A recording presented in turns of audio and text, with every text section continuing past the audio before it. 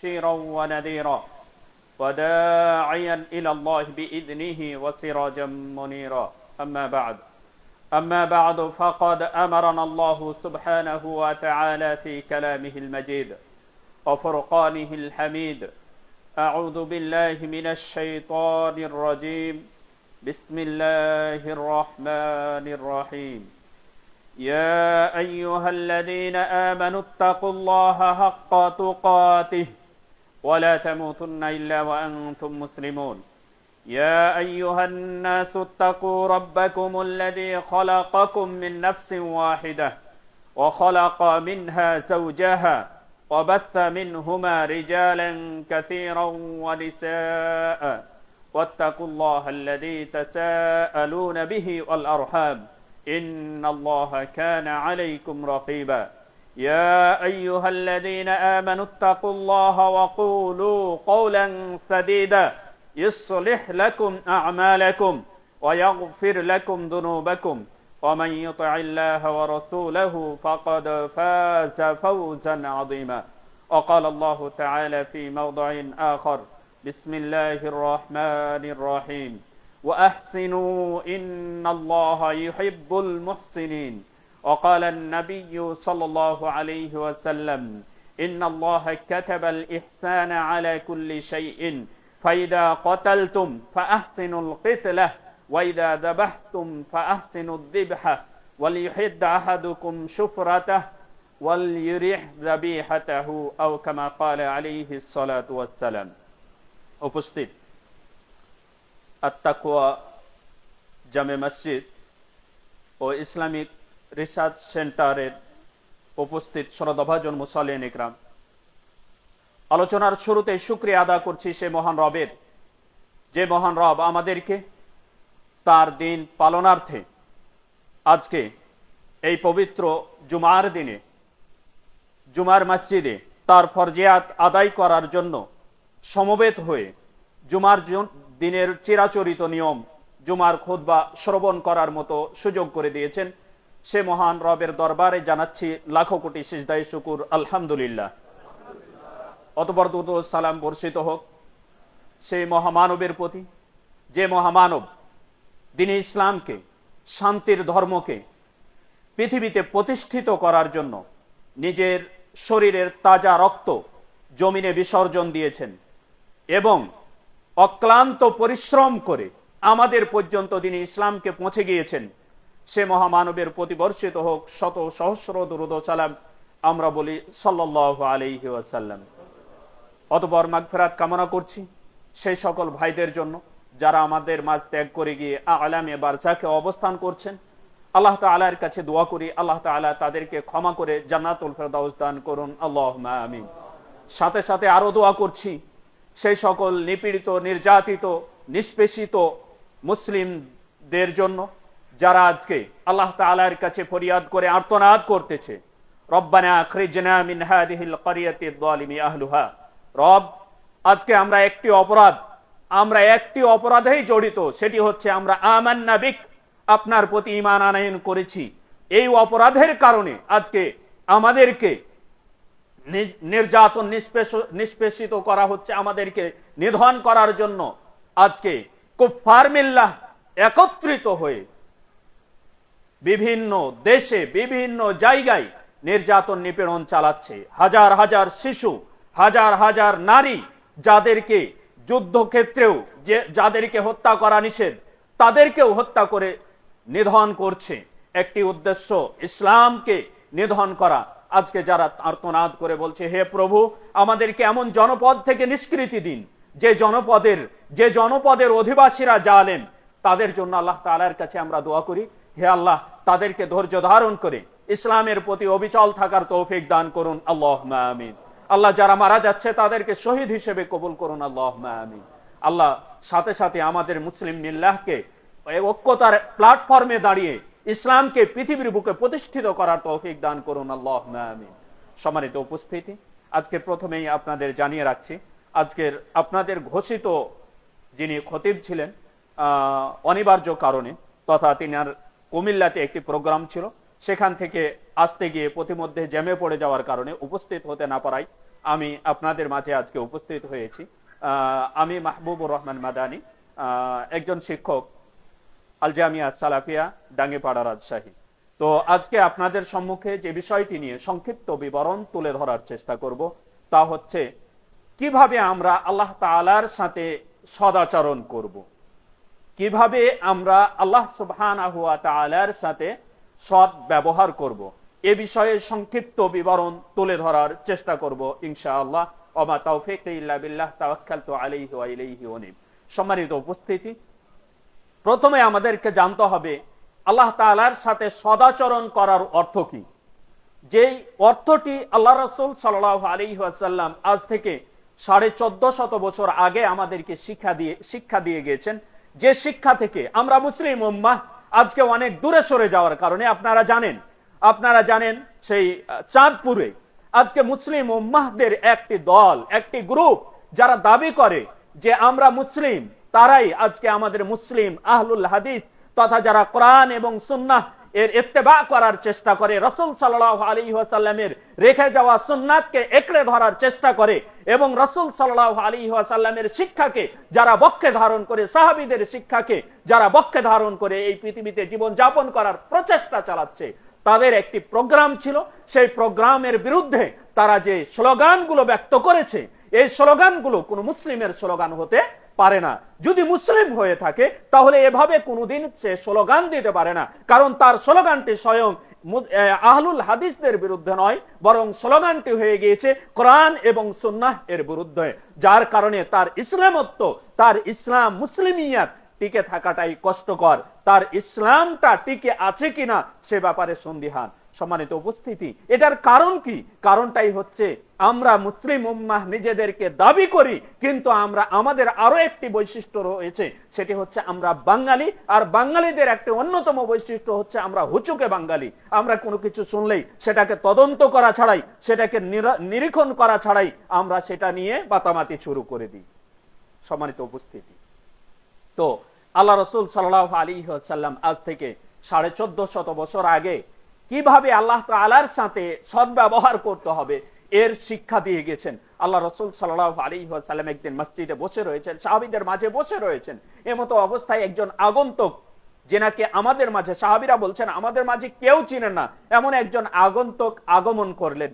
আগমন করার পরে আল্লাহ রাসূল সাল্লাল্লাহু আলাইহি ওয়াসাল্লামের সামনে বসে গেলেন হেঁটু গেড়ে, এবং আল্লাহ রাসূল সাল্লাল্লাহু আলাইহি ওয়াসাল্লামের সামনে বসার পরে জিজ্ঞাসা করলেন বিভিন্ন বিষয়। আল্লাহ রাসূলকে বললেন মাল ইসলাম, ইসলাম কি জিনিস, মাল ঈমান, ঈমান কি জিনিস, মাল ইহসান, ইহসান কি জিনিস।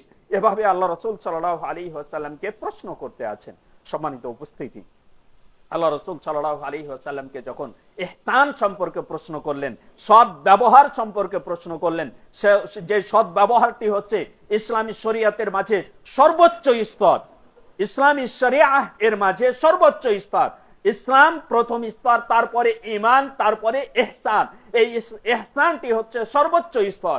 এই স্তর সম্পর্কে আল্লাহ রাসূল সাল্লাল্লাহু আলাইহি ওয়াসাল্লামকে ওই আগন্তুক, তিনি ছিলেন জিবরিল আলাইহিস সালাম, তিনি যখন জিজ্ঞাসা করলেন, আল্লাহ রাসূল সাল্লাল্লাহু আলাইহি ওয়াসাল্লাম উত্তরে বললেন, শোনো, আল্লাহ তাআলার সাথে সদ্ব্যবহারের অর্থ হচ্ছে আনতা আবুদাল্লাহ কাআন্নাকা তারাহ। তুমি যখন আল্লাহ তাআলার ইবাদত করবে যেন তুমি আল্লাহ তাআলাকে দেখতেছো, এভাবে তুমি ইবাদত করো। আল্লাহ রাসূল সাল্লাল্লাহু আলাইহি ওয়াসাল্লাম এরপরে বলছেন, ফাইল্লাম তাকুন তারাহ, তুমি যদি মনে করো তুমি আল্লাহ তাআলাকে দেখতেছো না, তুমি আল্লাহ তাআলার সাথে সরাসরি দেখতে পাচ্ছ না, এ কথা তোমার মনের মধ্যে যদি কোনো সময় জাগ্রত হয়, তাহলে ফাইন্নাহু ইয়ারাক, তুমি এ কথা মনে রেখো যে স্বয়ং আল্লাহ সুবহানাহু ওয়া তাআলা তোমাকে দেখতেছেন। তুমি যে কথাগুলো বলতেছো সে কথাগুলো আল্লাহ সুবহানাহু ওয়া তাআলা শ্রবণ করতেছেন, এবং সেই শ্রবণ করার কথাগুলো আল্লাহ তাআলা তোমার উত্তর প্রদান করতেছেন। সম্মানিত উপস্থিতি, এভাবে ইবাদত করাকে বলেছেন আল্লাহ রাসূল সাল্লাল্লাহু আলাইহি ওয়াসাল্লাম ইহসান, আল্লাহ তাআলার সাথে সদ্ব্যবহার করা। তাহলে এবার চলে আসি, আল্লাহ তাআলার সাথে সদ্ব্যবহারের অর্থ আমরা পেয়ে গেলাম যে আমরা যে কোনো ইবাদত, যে কোনো ইবাদাহ করতে গেলে আমরা মনে করব যে আমরা স্বয়ং আল্লাহ সুবহানাহু ওয়া তাআলাকে দেখতেছি, দেখে কথা বলতেছি। যেমন আমরা সালাতে দাঁড়িয়েছি, সালাতে দাঁড়ার পরে আমরা বলতেছি আল্লাহুম্মা বাঈদ বাইনি ওয়া বাইনা খাতায়ায়া, হে আল্লাহ আপনি আমার মাঝে, বাঈদ বাইনি, আপনারা যারা আরবি শিক্ষিত আছেন তারা জানেন আরবি গ্রামারে সরফের তিনটি সরফ অংশে ফেআলকে, ক্রিয়াকে তিন ভাগে বিভক্ত করা হয়েছে। তার মধ্যে একটি হচ্ছে ফেআল মাদি, আরেকটি হচ্ছে ফেআল মুদারি, আরেকটি হচ্ছে ফেআল আমর। আমর বলা হয় নির্দেশ সূচক, নির্দেশ সূচক। এই আমরটি, নির্দেশটি বিভিন্ন অর্থে ব্যবহৃত হয়ে থাকে, তার মধ্যে এটি দোয়ার অর্থেও ব্যবহৃত হয়ে থাকে। আল্লাহ তাআলার কাছে আমরা দোয়া করে বলছি, সরাসরি সরাসরি সম্বোধন করে বলছি যে হে আল্লাহ, আপনি আমার মাঝে এবং আমার গুনাহগুলোর মাঝে দূরত্ব সৃষ্টি করুন। কামা বাআথা বাইনাল মাশরিক ওয়াল মাগরিব, যেমন ভাবে আপনি পূর্ব থেকে পশ্চিমের দূরত্ব সৃষ্টি করেছেন, ঠিক তেমন ভাবে আমার মাঝে এবং আমার গুনাহগুলোর মাঝে দূরত্ব সৃষ্টি করে দিন। এভাবে আমি আল্লাহ তাআলাকে ডাইরেক্ট সম্বোধন করে বলছি। একথা যখন আমি মনে জাগ্রত করতে পারবো, তখনই আমার ইবাদতটা হবে ইহসান এর দরজায়। ইহসান অর্থাৎ সর্বোচ্চ দরজায়, যে দরজাটি আল্লাহ রাসূল সাল্লাল্লাহু আলাইহি ওয়াসাল্লাম শিক্ষা দিচ্ছেন। সম্মানিত উপস্থিতি, ইহসান এর অর্থ হচ্ছে এটি। এবার চলে আসি, ইহসান আমরা কেন করব? ইহসান যদি আমরা, আল্লাহ তাআলার নির্দেশ রয়েছে ইহসান করার। আল্লাহ তাআলা বলেছেন ওয়া আহসিনু ইন্নাল্লাহা ইউহিব্বুল মুহসিনিন, তোমরা ইহসান করো। আল্লাহ তাআলা মুহসিনিনদেরকে, যারা সৎ ব্যবহার করে, তাদেরকে আল্লাহ সুবহানাহু ওয়া তাআলা পছন্দ করেন, ভালোবাসেন। অর্থাৎ আল্লাহ তাআলার ভালোবাসা লাভ করতে চাইলে আমাদেরকে ইহসান করতে হবে। আল্লাহ রাসূল সাল্লাল্লাহু আলাইহি ওয়াসাল্লাম বলছেন ইন্নাল্লাহা কাতাবাল ইহসানা আলা কুল্লি শাইইন, নিশ্চয় আল্লাহ তাআলা প্রত্যেকটা জিনিসের উপর ইহসান করা, সৎ ব্যবহার করা ফরজ করে দিয়েছেন। ফাইদা কতালতুম, সুতরাং যখন তোমরা কোনো জিনিসকে হত্যা করবে, ফাআহসিনুল কিতলা, তখন উত্তম রূপে হত্যা করিও। যে হত্যা করতে গেলে জন্তুটি অধিক কষ্ট না পেয়ে তাড়াতাড়ি তার রূহটা চলে যাবে, এভাবে তাকে হত্যা করিও। কেউ এমন অপরাধ করে বসেছে যে অপরাধের কারণে ইসলামী শরিয়া তাকে হত্যা করার নির্দেশ দিয়েছে। ইসলামী শরিয়া তিনটি অপরাধে কোনো মুসলিম যদি জড়িত হয়, তাহলে তাকে হত্যা করার নির্দেশ দিয়েছে। এই হত্যা কে করবে?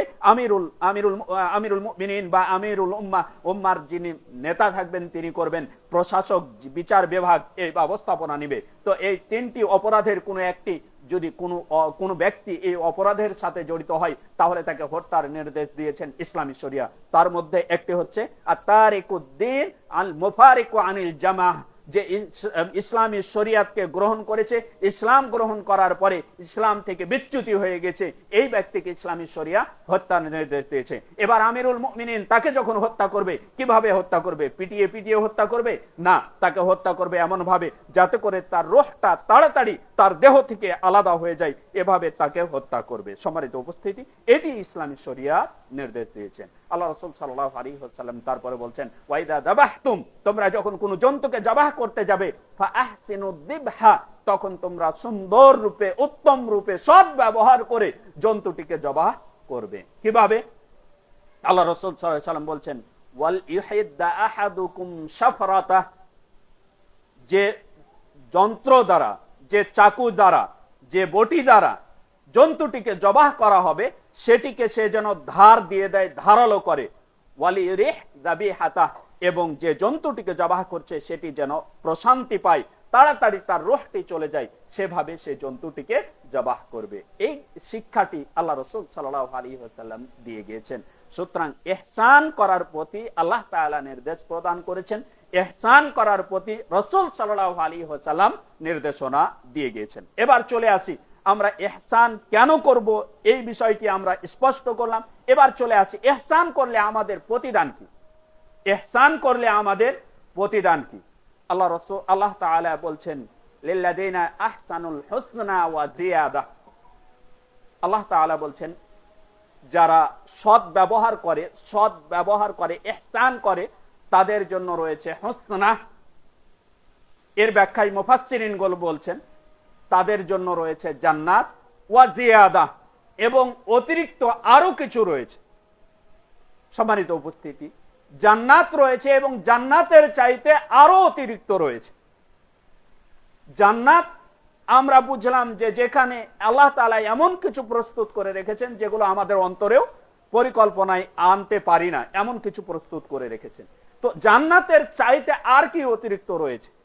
চলে আসি আল্লাহ রাসূল সাল্লাল্লাহু আলাইহি ওয়াসাল্লামের হাদিসে। সুহাইব, আল্লাহ রাসূল সাল্লাল্লাহু আলাইহি ওয়াসাল্লামের সাহাবী সুহাইব বিন সিনান, তিনি হাদিসটি বর্ণনা করছেন। তিনি বলছেন আল্লাহ রাসূল সাল্লাল্লাহু আলাইহি ওয়াসাল্লাম বলেছেন, লিল্লাযিনা, আল্লাহ রাসূল সাল্লাল্লাহু আলাইহি ওয়াসাল্লাম এই আয়াতটি তিলাওয়াত করলেন, লিল্লাযিনা আহসানুল হুসনা ওয়া জিয়াদা, যারা ইহসান করে তাদের জন্য জান্নাত রয়েছে এবং অতিরিক্ত কিছু রয়েছে। এই আয়াতটি তেলাওয়াত করার পরে আল্লাহ রাসূল সাল্লাল্লাহু আলাইহি ওয়াসাল্লাম বলছেন, নাদা মুনাদিন ইয়াউমাল কিয়ামাহ, কিয়ামতের দিন যখন ইদা দাখালা আহলুল জান্নাতিল জান্নাতা, জান্নাতীরা জান্নাতে চলে যাবে, ওয়া আহলুন নারিন নারা, জাহান্নামীরা জাহান্নামে চলে যাবে, তখন একজন আহ্বায়ক আহ্বান করে বলবেন, ইয়া আহলাল জান্নাহ, হে জান্নাতীরা, ইন্না লাকুম ইনদাল্লাহি মাওঈদান, তোমাদের জন্য আল্লাহ তাআলার কাছে একটি অঙ্গীকার রয়েছে, যে অঙ্গীকার আল্লাহ তাআলা তোমাদেরকে দিয়েছিলেন পৃথিবীর বুকে, সেটি ইরিদু আইন জিজাকুমুহ, তিনি তোমাদেরকে সে অঙ্গীকার পূর্ণ করে দিতে চাচ্ছেন। তোমাদের সাথে যে অঙ্গীকার আল্লাহ তাআলা পৃথিবীতে করেছিলেন, তোমরা ভালো কাজ করলে, সৎ কাজ করলে, সৎ ব্যবহার করলে, যে আল্লাহ তাআলা তোমাদের সাথে অঙ্গীকার করেছিলেন, সে অঙ্গীকারকে তোমাদের সাথে আল্লাহ তাআলা তোমাদের প্রতি পূর্ণতা প্রদান করতে চাচ্ছে। জান্নাতীরা এবার এই ঘোষণা শোনার সাথে সাথে বলবে, ওয়ামা হুয়া, এই অঙ্গীকারটি কি? আলাম ইউসাক্কিল মাওয়াজিনানা, আল্লাহ তাআলা কি আমাদের মিজানের নেকির পাল্লা ভারী করে দেননি? আলাম ইউবাইয়িদ উজুহানা, আল্লাহ তাআলা কি জান্নাতে প্রবেশ করে আমাদের চেহারাকে উজ্জ্বল করেনি? তাহলে এর চাইতে আর কি আমাদের জন্য রয়েছে? আলাম ইদখিলানাল জান্নাহ ওয়া ইজিরনা মিনান নার, আল্লাহ তাআলা কি আমাদেরকে জান্নাতে আমাদেরকে কি প্রবেশ করাননি? জাহান্নাম থেকে কি আমাদেরকে মুক্তি দেননি? এরপরেও আমাদের জন্য আর কি আল্লাহ তাআলার কাছে অঙ্গীকার রয়েছে, যে অঙ্গীকারটি আল্লাহ তাআলা পূর্ণ করতে চাচ্ছেন? আল্লাহ রাসূল সাল্লাল্লাহু আলাইহি ওয়াসাল্লাম বলেন, ফায়াকশিফু লাহুমুল হিজাব, আল্লাহ তাআলা তখন তার সামনের পর্দা যেটি ঝুলানো ছিল, সে পর্দাটিকে সরিয়ে দিবেন। ফায়ানদুরুনা ইলাইহি, জান্নাতীরা এবার আল্লাহ তাআলার দিকে দৃষ্টি নিক্ষেপ করবেন, দৃষ্টি নিবন্ধন করবেন। দৃষ্টি নিবন্ধন করতে করতে এত দৃষ্টিকে প্রখর দৃষ্টিতে নিবন্ধন করবেন, তারা এক সেকেন্ড দৃষ্টি সরাতে পারবে না, আল্লাহ তাআলার চেহারার দিকে তাকিয়ে থাকবে। এবং আল্লাহ তাআলা জান্নাতের মধ্যে যত নিয়ামত দিয়েছিল, তার আল্লাহ তাআলার চেহারার দিকে তাকার চাইতে তাদের কাছে আর কোন প্রিয় নিয়ামত তাদের কাছে থাকবে না। সুবহানাল্লাহ। আল্লাহ রাসূল সাল্লাল্লাহু আলাইহি ওয়াসাল্লাম বলছেন, এটি হচ্ছে লিল্লাযিনা আহসানুল হুসনা ওয়া জিয়াদা, যারা ইহসান করবে, তাদের জন্য সৎ ব্যবহার করবে, তাদের জন্য এটি হবে এবং তাদের চাইতে অতিরিক্ত হবে। এবার চলে আসি আল্লাহ তাআলার দিকে দৃষ্টি নিক্ষেপ করা যে এত নিয়ামতপূর্ণ, তার আগে জান্নাতে প্রবেশ করাটা কত নিয়ামত, কত বড় নিয়ামত, এর সংক্ষিপ্ত একটু বিবরণ দিয়েই আমরা আল্লাহ তাআলার সাথে কিভাবে ইহসান করতে হবে সে বিষয়ে আলোচনায় চলে আসব। সবারই তো উপস্থিতি। সর্বশেষ সহিহ মুসলিমের হাদিস, সহিহ বুখারীতেও এসেছে, সর্বশেষ যে ব্যক্তি জান্নাতে প্রবেশ করবে, সে ব্যক্তি কে আল্লাহ তাআলা নির্দেশ দিবেন, তুমি জাহান্নাম থেকে বের হয়ে জান্নাতে প্রবেশ, জাহান্নাম থেকে বের হওয়ার নির্দেশ দিবেন। এই ব্যক্তি একবার ইয়ামশি মাররাতান ওয়া ইয়াকবু মাররাতান তাসফাউহু নার, এই ব্যক্তি একবার হাঁটবে, একবার হামাগুড়ি দিবে, কারণ তাকে জাহান্নামের আগুনে হাঁটতে যাবে, দাঁড়িয়ে যখন হাঁটতে যাবে তখন জাহান্নামের আগুনের পিছন থেকে তাকে ধাওয়া করে গ্রাস করে ফেলবে। যখন গ্রাস করে ফেলবে আবার পড়ে যাবে, যখন পড়ে যাবে তখন সে হামাগুড়ি দিয়ে দিয়ে হাঁটতে হাঁটতে জাহান্নাম থেকে বের হওয়ার চেষ্টা করবে। যে কোনো মূল্যে সে নির্দেশ পেয়েছে জাহান্নাম থেকে বের হবে, সে বের হওয়ার জন্য একবার হাঁটবে, একবার হামাগুড়ি দেবে, একবার হাঁটবে, এভাবে হাঁটতে হাঁটতে হাঁটতে হাঁটতে শেষ পর্যন্ত জাহান্নামের গেট থেকে যখন বের হয়ে যাবে তখন পিছনে ফিরে তাকাবে, জাহান্নামের দিকে তাকাবে আর বলবে, তাবারাকাল্লাযী নাজ্জালাক তাবারাকাল্লাযী নাজ্জানি মিনক, ওই আল্লাহ বরকতময়, যে আল্লাহ তাআলা তোমার থেকে আমাকে আজকে মুক্তি দিয়েছে। এই ব্যক্তি পিছনে তাকিয়ে জাহান্নামকে সম্বোধন করে কথা বলবে আর বলবে, লাকাদ আ'তানি আল্লাহু শাইআন মা আ'তাহু ফিল আউয়ালিন ওয়াল আখিরিন, আল্লাহ তাআলা আজকে আমাকে জান্নাতের মধ্যে এমন কিছু, আজকে আমাকে এই জাহান্নাম থেকে মুক্তি দিয়ে এমন বড় নিয়ামত দান করেছেন আমার প্রতি, আমাকে যে নিয়ামত পৃথিবীর শুরু থেকে শেষ পর্যন্ত আর কাউকে দেয়নি। সুবহানাল্লাহ। শুধুমাত্র সে জাহান্নাম থেকে বের হতে পেরেছে, তাতেই সে বলবে যে আল্লাহ তাআলা আমাকে আজকে যে নিয়ামত দিয়েছেন পৃথিবীর শুরু থেকে শেষ পর্যন্ত আর কাউকে এই নিয়ামত দেন। সম্মানিত উপস্থিতি, এরপরে সে ব্যক্তি দাঁড়িয়ে থাকবে। দাঁড়িয়ে থাকতে থাকতে সামনে দেখবে একটি গাছ। যে গাছটি দেখার পরে আল্লাহ তাআলার কাছে, আল্লাহ তাআলাকে বলবেন, আল্লাহ আমাকে ওই গাছটির কাছে নিয়ে চলুন। সে ব্যক্তি যখন এ আবেদন করবে তখন আল্লাহ তাআলা বলবেন, তোমাকে ওই গাছের কাছে নিয়ে গেলে তুমি আমার কাছে অন্য আরেকটি বিষয় চেয়ে বসবে। সে ব্যক্তি বলবে, আল্লাহ আপনার কাছে আমি অঙ্গীকার করছি আমি আর দ্বিতীয় কিছু চাইবো না, আমাকে শুধু ওই গাছটির কাছে নিয়ে চলুন। সম্মানিত উপস্থিতি, এরপরে আল্লাহ তাআলা তাকে ওই গাছের কাছে যাওয়ার অনুমতি দিবেন। গাছের কাছে যাওয়ার অনুমতি দেওয়ার কারণ সম্পর্কে রাসূল সাল্লাল্লাহু আলাইহি ওয়াসাল্লাম বলছেন যে এই গাছ দেখার পরে পৃথিবীতে বা কোনো মানুষ বা কেউ এমন নেই যে গাছ দেখার পরে নিজেকে সংবরণ করে রাখতে পারবে, ধৈর্য ধারণ করে রাখতে পারবে। এতটাই আকর্ষণীয় গাছ, এই জন্য আল্লাহ তাআলা তাকে অনুমতি দিয়ে দিবেন। এরপরে সেই গাছের নিচে যাবে, সে গাছের ফল পেড়ে খাবে, গাছের ছায়ায় আশ্রয় গ্রহণ করবে। এরপরে সামনে আরেকটি গাছ দেখতে পাবে যে গাছটি প্রথম গাছের চাইতে অতি উত্তম। এই গাছটি যখন দেখতে পাবে তখন আল্লাহ তাআলার কাছে আবার আবেদন করে বসবে, আল্লাহ আমাকে ওই গাছটির কাছে নিয়ে চলুন যে গাছটি আমি দ্বিতীয় গাছটি দেখতে পাচ্ছি। আল্লাহ তাআলা তাকে বলবেন, তুমি কি আমার সাথে অঙ্গীকার করনি যে তুমি আমার কাছে আর কিছু চাইবে না? সে ব্যক্তি বলবে, আল্লাহ আমি আপনার কাছে অঙ্গীকার করেছি, কিন্তু আমি ওই গাছের কাছে গেলে আর কিছু আপনার কাছে চাইবো না, এই ব্যাপারে আপনার কাছে অঙ্গীকার করছি, আপনার সাথে ওয়াদা করছি। আল্লাহ তাআলা তাকে দ্বিতীয় গাছের কাছে যাওয়ার অনুমতি দিবেন, কারণ আল্লাহ তাআলা জানেন এই গাছ দেখার পরে নিজেকে কেউ ধৈর্য ধারণ করে সংবরণ করে রাখতে পারবে না। সম্মানিত উপস্থিতি, এরপরে দ্বিতীয় নাম্বার গাছের কাছে যখন যাবে, তৃতীয় আরেকটি গাছ দেখতে পাবে যে গাছটি জান্নাতের গেটের কাছে উদিত হবে, তার সামনে উদ্ভাসিত হবে। এই গাছটি যখন দেখতে পাবে তখন নিজেকে আর ধৈর্য ধারণ করতে না পেরে আল্লাহ তাআলার কাছে আবারও আবেদন করে বসবে, হে আল্লাহ আমাকে এই গাছটির কাছে নিয়ে চলুন, কারণ এই গাছটি দুইটি গাছের তুলনায় আরো উত্তম হবে। সম্মানিত উপস্থিতি, এরপরে তৃতীয় নাম্বার গাছটি জান্নাতের গেটের কাছের গাছটির কাছে যখন যাবে, সে ব্যক্তি বলবে যে সে ব্যক্তি গাছের ফলগুলো পেড়ে খাবে, ছায়া গ্রহণ করবে। এরপরে দেখবে জান্নাতের ভিতর থেকে গেট দিয়ে গুনগুন গুনগুন আওয়াজ শুনতে পাবে, জান্নাতীদের আওয়াজ শুনতে পাবে। যখন জান্নাতীদের আওয়াজ শুনতে পাবে তখন সে ব্যক্তি আল্লাহ তাআলাকে আবেদন করে বসবে, আল্লাহ আমি কি জান্নাতে একবার প্রবেশ করব? এই ব্যক্তি যখন এ আবেদন করে বসবে, আল্লাহ তাআলা তখন তাকে বলবেন, হে আমার বান্দা, তুমি আমার সাথে একের পর এক ওয়াদা করছো এবং ওয়াদা ভঙ্গ করছো। তুমি যে আমার সাথে একের পর এক ওয়াদা ভঙ্গ করছো, তুমি কি এটা পছন্দ করছো? তোমাকে কি এটা সন্তুষ্ট করবে যে আমি তোমাকে জান্নাতের মধ্যে প্রবেশ করিয়ে জান্নাতের মধ্যে দুনিয়া এবং দুনিয়ার সমপরিমাণ নিয়ামত তোমাকে দান করব? সে ব্যক্তি বলবে, আতাস্তাহজিউ বি ইয়া রাব্বাল আলামিন, আল্লাহ আপনি কি আমার সাথে মস্কারা করছেন, ইয়ারকি করছেন, ঠাট্টা বিদ্রুপ করছেন? ওয়া আনতা রাব্বুল আলামিন, আপনি বিশ্ব জগতের প্রতিপালক। আল্লাহ তাআলার রাসূল সাল্লাল্লাহু আলাইহি ওয়াসাল্লামের সাহাবী হাদিসটি বর্ণনা করতে গিয়ে হেসে দিয়েছেন। সাহাবী বলছেন, তোমরা জিজ্ঞাসা করবে না কেন আমি হাদিস বর্ণনা করতে গিয়ে হেসে দিলাম? কারণ এই হাদিসটি এই কথা বলতে গিয়ে আল্লাহ রাসূল সাল্লাল্লাহু আলাইহি ওয়াসাল্লাম স্বয়ং হেসে দিয়েছেন।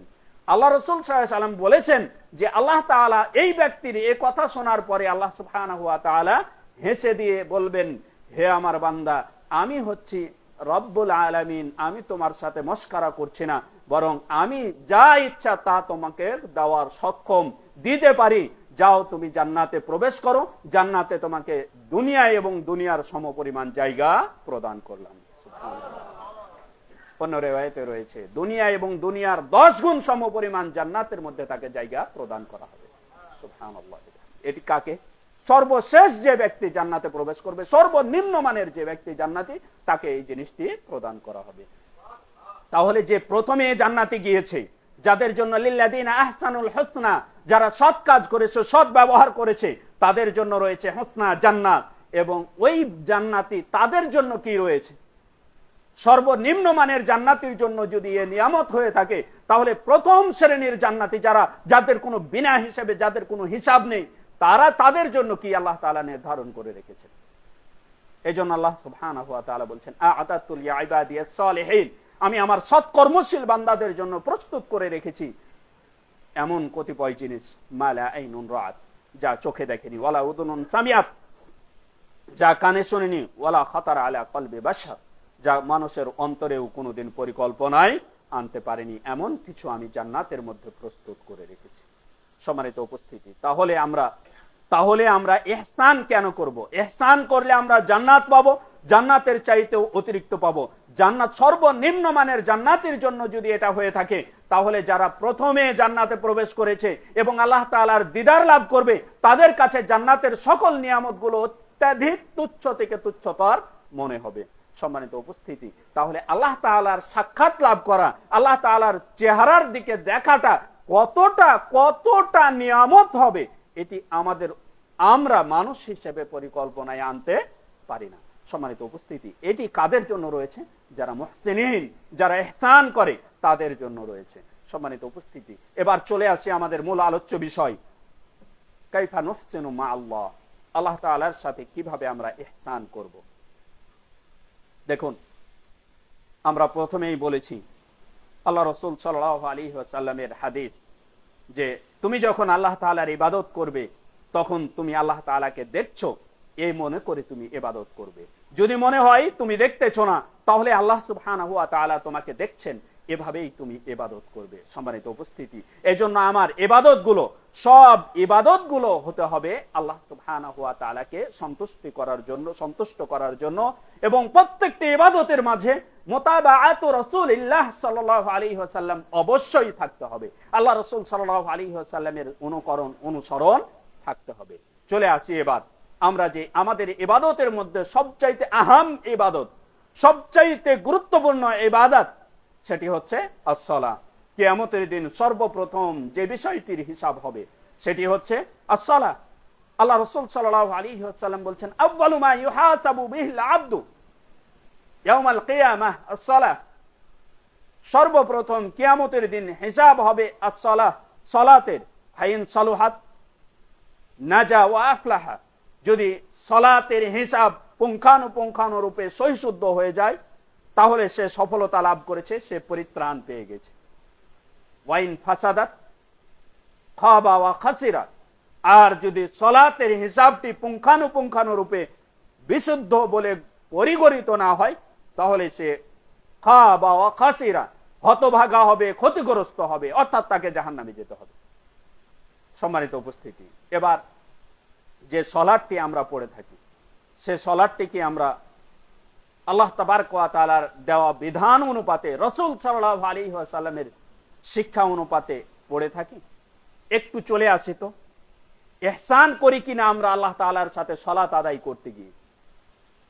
আল্লাহ রাসূল সাল্লাল্লাহু আলাইহি ওয়াসাল্লামের সাহাবী আবু মাসউদ আল আনসারী রাদিয়াল্লাহু তাআলা আনহু তিনি বলছেন, যখন আমরা কাতারে দাঁড়াতাম, আল্লাহ রাসূল সাল্লাল্লাহু আলাইহি ওয়াসাল্লাম ইয়ামসাহু মানাকিবানা, আমাদের কাঁধগুলো স্পর্শ করতেন, নাড়তেন, আর বলতেন, ইস্তাউ ওয়ালা তাখতালিফু, তোমরা কাতারকে সোজা করো, তোমরা কাতারের মাঝে বক্রতা তৈরি করিও না। ফাতাখতালিফা কুলুবুকুম, যদি কাতারের মাঝে বক্রতা তৈরি করো, তাহলে অন্তরের মাঝে বক্রতা তৈরি হবে। কাতারের মাঝে বক্রতা থাকলে অন্তরের মাঝে হিংসা বিদ্বেষ তৈরি হবে। এ কথা আল্লাহ রাসূল সাল্লাল্লাহু আলাইহি ওয়াসাল্লাম আজ থেকে 1450 বছর আগে বলে গিয়েছেন। আজকে কি আমরা কাতারের মাঝে সোজা করি? কাতার কিভাবে আমরা সোজা করব?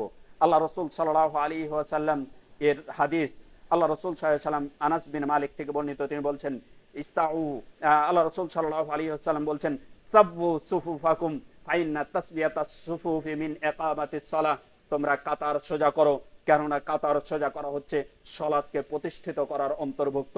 অন্য রিওয়ায়াতে রয়েছে মিন তামামিস সালাহ, সালাতকে পরিপূর্ণ করার অন্তর্ভুক্ত। আল্লাহ তাআলা কোরআনুল কারীমের মাঝে একাধিক জায়গায় বলেছেন, ওয়া আকিমুস সালাতা ওয়া আতুজ যাকাত, তোমরা সালাত প্রতিষ্ঠিত করো।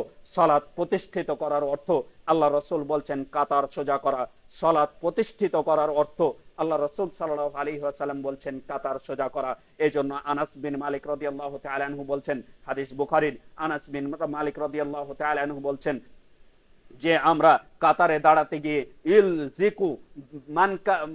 ইলজিকু আহাদুনা মানকিবাহু বিমানকিবি সাহিবিহি, তাই কেউ আমাদের কাতারে যখন দাঁড়াতে গিয়ে আমাদের কাতারে দাঁড়ানোর সময় একজন আরেকজনের কাঁধে কাঁধ মিলিয়ে দাঁড়াতেন, ওয়া কদামাহু বে কদামিহি, আরেকজন আমার সহপাঠীর সাথে, আমার পার্শ্বের মুসল্লির সাথে আমার পায়ের পা মিলিয়ে দাঁড়াতেন, কদামের সাথে কদাম মিলিয়ে দাঁড়াতেন। আজকে আমরা আহলুল হাদিস দাবি করি, আমরা কোরআন এবং হাদিসের অনুসারী দাবি করি এবং বলি আমরা কোরআন এবং সুন্নাহ এর অনুসরণ করে চলি। কাতারে দাঁড়াতে গেলে আনাস বিন মালিক রাদিয়াল্লাহু তাআলা আনহু তিনি বলছেন, আমরা পায়ের সাথে পা মিলিয়ে দাঁড়াতাম। কদাম বলা হয়ে থাকে কনিষ্ঠা আঙ্গুলিকে নয়, কদাম বলা হয়ে থাকে টাকনুকে নয়, কদাম বলা হয়ে থাকে পায়ের শুরু থেকে শেষ পর্যন্ত সম্পূর্ণ অংশটিকে। আমরা কি কাতারে দাঁড়াতে গেলে পায়ের শুরু থেকে শেষ পর্যন্ত মিলিয়ে দাঁড়াই? আমরা দাঁড়াই না সেভাবে। যে শিক্ষাটি আল্লাহ রাসূল সাল্লাল্লাহু আলাইহি ওয়াসাল্লাম দিয়ে গিয়েছেন, সে শিক্ষাটি আমরা সালাতের মাঝেই বাস্তবায়ন করি না। যদি আমরা এই সালাতের মাঝে বাস্তবায়ন না করি, এই কাতারের মাঝে ফাঁকা রেখে দাঁড়াই, আল্লাহ রাসূল সাল্লাল্লাহু আলাইহি ওয়াসাল্লাম বলছেন শয়তান, একটি নির্দিষ্ট শয়তান রয়েছে যে শয়তান সালাতের মধ্যে এসে বলে উযকুর কাদা, তুমি এটা স্মরণ করো, ওটা স্মরণ করো। এভাবে বলতে বলতে বিভিন্ন বিষয়, পৃথিবীর সকল বিষয়কে আপনার অন্তরে স্মরণ করিয়ে দিয়ে থাকে, আমার অন্তরে স্মরণ করিয়ে দিয়ে থাকে। সেই শয়তানটির নাম হচ্ছে খিনজাব। এই খিনজাব নামক শয়তানটি সালাতের মাঝে আমার আপনার মনের মধ্যে বিভিন্ন প্রকার কুমন্ত্রণা দিয়ে থেকে সালাতটিকে নষ্ট করে থাকে। এই শয়তান কখন সুযোগ নেয়? যখন সালাতের মাঝে দাঁড়াতে গেলে কাতারের মাঝে ফাঁকা থাকে। এই জন্য আজকে যারা কাতারের মাঝে ফাঁকা করে দাঁড়ায়, পৃথিবীতে এমন কোন একটিও জাল হাদিস নেই যে হাদিসের ভিত্তিতে বলে থাকবে যে কাতার ফাঁকা করে দাঁড়ানো যায়। পৃথিবীর বুকে এমন কোন বিদ্বান বলে যাননি, রাসূল সাল্লাল্লাহু আলাইহি ওয়াসাল্লাম বলে যাননি কাতারের মাঝে ফাঁকা করে রাখার বিধান রয়েছে। এজন্য হানাফির যারা প্রকৃতপক্ষে আহনাফ, যারা হানাফি, যারা দাবি করে প্রকৃত হানাফি, যারা আবু হানিফা রাহিমাহুল্লাহ, তিনি আহলুস সুন্নাহ ওয়াল জামাতের একজন ইমাম, আমাদের একজন ইমাম, তিনার যারা প্রকৃত অনুসারী তারাও বলছে কাতারের মাঝে ফাঁকা রাখা যাবে না। রাখলে পারে শয়তান সেখানে জায়গা নিবে, নিয়ে আপনার আমার সালাতকে নষ্ট করবেই করবে। সম্মানিত উপস্থিতি, চলে যাই আনাস বিন মালিক রাদিয়াল্লাহু তাআলা আনহুর কথাই। আনাস বিন মালিক রাদিয়াল্লাহু তাআলা আনহু বলছেন কাতারে দাঁড়াতে হলে পায়ের সাথে পা মিলিয়ে দাঁড়াতে হবে। এজন্য পায়ের শুরু থেকে শেষ পর্যন্ত সম্পূর্ণ অংশ মিলবে। এবং কাতারের আরো আনাস বিন মালিক বলছেন কাঁধের সাথে কাঁধ মিলে দাঁড়াতে হবে। দুইটি শিক্ষা আনাস বিন মালিক, যিনি রাসূল সাল্লাল্লাহু আলাইহি ওয়াসাল্লামের 10 বছর খাদেম ছিলেন, তিনি বলছেন এই শিক্ষা আমরা আল্লাহ রাসূল থেকে পেয়েছি। আজকে কি আমরা ওই শিক্ষাটিকে গ্রহণ করে সালাতের মাঝে দাঁড়াই?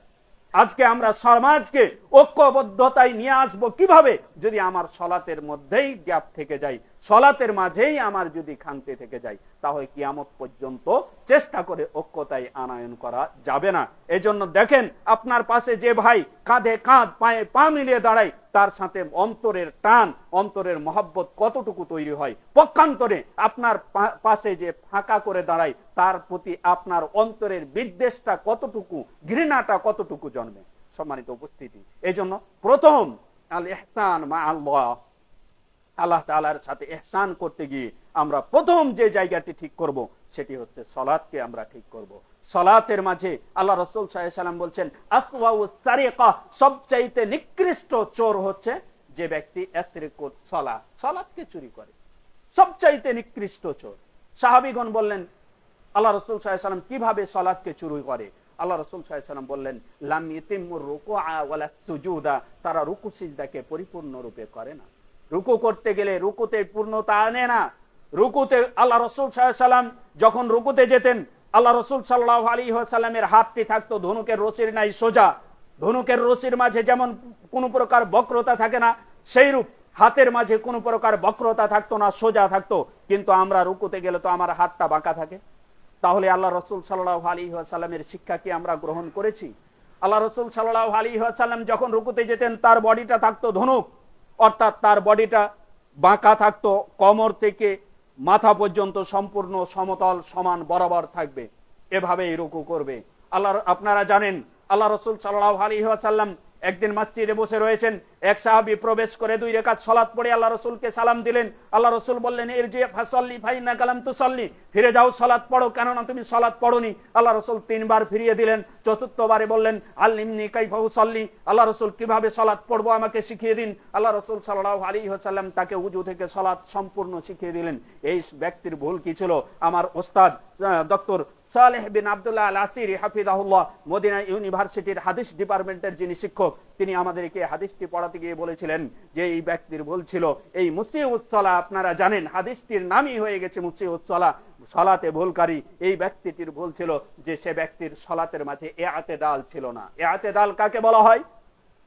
রুকু থেকে যখন আমরা সামি আল্লাহু লিমান হামিদা বলে উঠি, উঠার পরে দাঁড়িয়ে আমরা সোজা হয়ে দাঁড়াই না, এমন সোজা হয়ে দাঁড়াতে হবে যাতে করে মানুষের শরীরে 360টি যে জোড় রয়েছে প্রত্যেকটা জোড় স্ব স্থানে ফিরে যাবে। এভাবে সোজা হয়ে দাঁড়াতে হবে। আমরা তো রুকু থেকে সোজা হয়ে দাঁড়ার আগেই সিজদায় চলে যাই। এভাবে আরো একটি ভুল ছিল ওই সাহাবীর, সেটি হচ্ছে 1 রাকাত সালাতে 2টি সিজদা দেওয়ার পরে বসতে হবে, যেটিকে বলেছে আল্লাহ রাসূল সাল্লাল্লাহু আলাইহি সাল্লাম তাজলিস হাত্তা তাতমাইন্না জালিসান, তুমি বসবে এমন ভাবে যাতে করে তোমার 2 সিজদার পরে মুতমাইন প্রশান্তি সহকারে বসবে। আমরা 2 সিজদা দেওয়ার পরে সোজা দাঁড়িয়ে যাই। আমরা 2 সিজদা দেওয়ার পরে তমানিনা, যেটি সালাতের একটি রুকুন, যেটি ছুটে গেলে আমাদের সালাত কিয়ামত পর্যন্ত পড়লেও সালাত কবুল হবে না, এই সালাতের এই রুকুনটি আমরা ছেড়ে দিই। তাহলে কি আমি আল্লাহ তাআলার সাথে ইহসান করলাম? আমি 2 সিজদার পরে বসতে হবে স্থির হয়ে এতটুকু সমপরিমাণ সময় যাতে করে আমার প্রশান্তি আসে বসার মাঝে। কিন্তু আমরা 2 সিজদার পরে তো সোজা দাঁড়িয়ে যাই। এটি কি আল্লাহ তাআলার সাথে ইহসান হলো? এটি কি আল্লাহ তাআলার সাথে সৎ ব্যবহার হলো, যেটি আল্লাহ তাআলা আমাদের থেকে চেয়েছেন, যেটির ব্যাপারে আল্লাহ তাআলা ফজিলত বর্ণনা করেছেন? সম্মানিত উপস্থিতি, এই জন্য আমরা তো মুসল্লি হয়ে গেছি। আমরা আজকে সমাজ, আজকে রাষ্ট্র, আজকে দেশ, আমরা বাপদাদার ওয়ারিস সূত্রে আমরা মুসলিম। আজকে যদি বলতে যাই, যারা শিক্ষক রয়েছেন তাদের প্রশিক্ষণের ব্যবস্থা রয়েছে। আজকে যারা ডাক্তার রয়েছেন তাদের ইন্টার্নির ব্যবস্থা রয়েছে। যারা ইঞ্জিনিয়ার রয়েছেন তাদের জন্য বিভিন্ন জায়গায় বাস্তবায়ন প্র্যাকটিক্যালের ব্যবস্থা রয়েছে। একমাত্র মুসাল্লি যারা রয়েছে তাদের জন্য কোনো প্রশিক্ষণের ব্যবস্থা নেই। আমরা কতজন ব্যক্তি সালাতের প্রশিক্ষণ গ্রহণ করেছি? আমার সালাতটা রাসূল সাল্লাল্লাহু আলাইহি ওয়াসাল্লাম যে পদ্ধতিতে পড়েছেন, আল্লাহ রাসূল যে বলে গেছেন, সাল্লু কামা রাআইতুমুনি উসাল্লি, তোমরা যেভাবে সালাত পড়তে দেখছো ঠিক সেভাবে সালাত পড়ো। এই পদ্ধতিতে কতজন ব্যক্তি সালাত পড়ছি? কতজন ব্যক্তি প্রশিক্ষণ গ্রহণ করে সালাতটাকে গ্রহণ করেছি? হাদিসের পাতায় সালাতটিকে আমার যে রাসূলের পদ্ধতিতে পড়তে হবে এটি আমি কিভাবে বুঝবো? এটিকে বুঝতে হলে হাদিসের পাতার সাথে মিলাতে হবে। কোন ইমাম বলে যাননি, কোন আইম্মা বলে যাননি, কোন মুজতাহিদ বলে যাননি, কোন মুহাদ্দিস বলে যাননি, সাল্লু কামা রাআইতুমুনি উসাল্লি, তোমরা যেভাবে আমাকে সালাত পড়তে দেখছো ঠিক সেভাবে সালাত পড়ো। একথা কোন পৃথিবীর কোন বিদ্বান বলে যাননি, একমাত্র আল্লাহ রাসূল সাল্লাল্লাহু আলাইহি ওয়াসাল্লাম বলে গিয়েছেন। তাহলে রাসূলের সালাত যদি আমরা নিতে চাই, আমার সালাতটাকে যদি রাসূলের পদ্ধতিতে করতে চাই, তাহলে আমার সালাতটিকে হাদিসের পাতার সাথে মিলাতে হবে। সালাতের শুরু থেকে দাঁড়ানো একটি রুকুন, এই দাঁড়ানোটা রাসূলের পদ্ধতিতে হচ্ছে কিনা, আমার কিয়ামটা, দাঁড়ানোটা, সূরাতুল ফাতিহাটা, তারপরে কি বলে রুকুটি, সিজদাটি রাসূলের পদ্ধতিতে হচ্ছে কিনা, এটি আমাকে মিলিয়ে নিতে হবে হাদিসের পাতার সাথে। যদি হাদিসের পাতার সাথে মিলে যায় তাহলেই বুঝে নিতে হবে আফলাহা ওয়া নাজা, আমি পরিত্রাণ পেয়ে গেছি, আমি সফল ব্যক্তি, আমি সফল মুসলিম। পক্ষান্তরে আমার সালাতটি যদি হাদিসের পাতার সাথে না মিলে তাহলে বুঝে নিতে হবে খাবা ওয়া খাসিরা, আমি হতভাগা, আমি ক্ষতিগ্রস্ত। এই সালাতের প্রশিক্ষণ গ্রহণ করা আমি মনে করি ব্যক্তিগতভাবে প্রত্যেকটি মুসলিমের জন্য ফরজ। আজকে দেখেন, আমরা দাঁড়াতে গেলে, আল্লাহ ক্ষমা করুক আমাদেরকে, আমি সমালোচনার জন্য নয়, রাসূল সাল্লাল্লাহু আলাইহি ওয়াসাল্লাম রাসূলের শিক্ষা গ্রহণ করার জন্য বলছি যে রাসূল সাল্লাল্লাহু আলাইহি ওয়াসাল্লাম যেভাবে দাঁড়িয়েছেন সালাতের মাঝে, আমরা আলেম সমাজ থেকে আওয়াম সাধারণ জনতাও আমরা সেভাবে দাঁড়াই না। দেখেন, দাঁড়াতে গেলে হয় কেউ পায়ের জায়গা পরিধি বেশি নিয়েছি যার কারণে কাঁধে কাঁধ মিলছে না, অথবা পায়ের কনিষ্ঠ আঙ্গুলির সাথে কনিষ্ঠ আঙ্গুলি মিলিয়েছি, পায়ের শুরু থেকে শেষ পর্যন্ত মিলাইনি। এই শিক্ষা তো রাসূল দিয়ে যাননি, এই শিক্ষা তো সাহাবীগণ গ্রহণ করেননি। তাহলে আমরা এই নিজের মন মতো কেন ইসলামী শরীয়তকে গ্রহণ করে নিলাম? সম্মানিত উপস্থিতি, তাই আসুন আমরা প্রত্যেকটি ক্ষেত্রে আল্লাহ তাআলার সাথে ইহসান করার চেষ্টা করি। বিশেষ করে আল্লাহ তাআলার ইবাদত করার ক্ষেত্রে আমরা আল্লাহ তাআলাকে সরাসরি দেখে যেন ইবাদত করতে পারি, এভাবে ইবাদত করার চেষ্টা করি। আল্লাহ তাআলা আমাদের তৌফিক দান করুন। আল্লাহুম্মা আমিন। ওয়া সাল্লাল্লাহু আলা নবিয়িনা মুহাম্মদ ওয়া আলা আলিহি ওয়া সাহবিহি আজমাইন।